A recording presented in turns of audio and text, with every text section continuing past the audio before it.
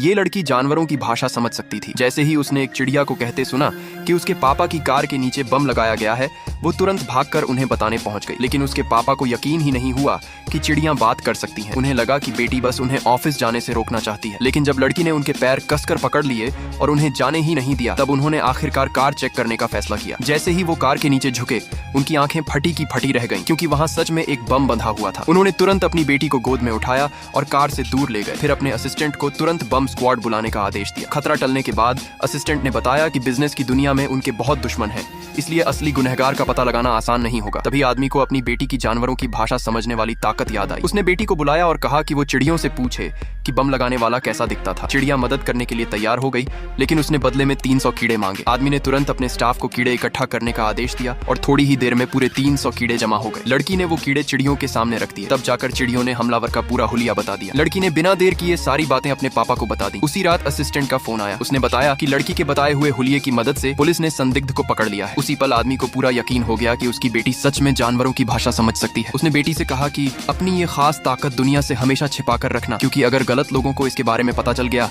तो वो तुम्हें पकड़कर एक्सपेरिमेंट के लिए इस्तेमाल कर सकते हैं। लड़की ने चुपचाप हाँ में सिर हिला दिया। अगली सुबह जब लड़की अभी सो ही रही थी, तभी एक छिपकली उसके बिस्तर पर आ गई और उसे जगा दिया। उसने कहा कि बाहर 2 चिड़ियां बहुत जरूरी बात करने आई हैं। लड़की तुरंत कमरे से बाहर भागी। चिड़ियों ने बताया कि उसका दिव्यांग चाचा पिछले 3 दिनों से नदी के किनारे बैठा था और आज उसने अचानक अपनी व्हील चेयर को धक्का देकर नदी में छलांग लगा दी। ये सुनते ही लड़की तुरंत अपने पापा के पास भागी। लेकिन जैसे ही उन्होंने देखा कि बेटी ने अभी तक अपना चेहरा भी नहीं धोया है, वो उसे उठाकर सीधे वॉश बेसिन की तरफ ले गए और उसका चेहरा धोने लगे। लड़की ने जल्दी से खुद को छुड़ाया और कहा कि चाचा बहुत बड़ी मुसीबत में है। 1 सेकंड भी बर्बाद किए बिना आदमी अपनी बेटी को लेकर निकल पड़ा। उन्हें पता नहीं था कि चिड़ियां किस नदी की बात कर रही थीं, इसलिए लड़की ने चिड़ियों से कहा कि वो कार के आगे आगे उड़कर रास्ता दिखाएं। कुछ ही देर में वो नदी के किनारे पहुंच गए। पार्ट 2 के लिए सब्सक्राइब करो।